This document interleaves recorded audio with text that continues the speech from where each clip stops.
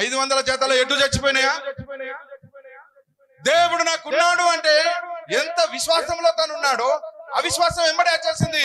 అయ్యా 500 ఎడ్లు చచ్చిపోయినాయి, 500 ఎడ్లు చచ్చిపోయినాయి, అయినా పర్వాలేదు దేవునికి స్తోత్రం అని అనుకుంటూ ఉండగానే 3000 ఒంటెలు చచ్చిపోయినాయి.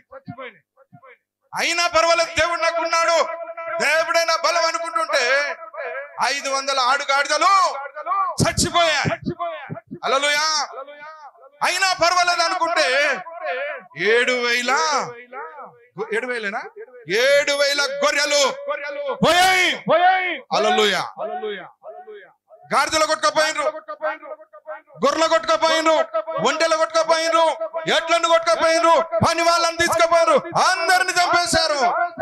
ఒక్క దిక్కు విశ్వాసం బలంగా ఉంటుంటే ఆ విశ్వాసం చూడండి ఎంత ఫైట్ చేస్తుందో మన మీద.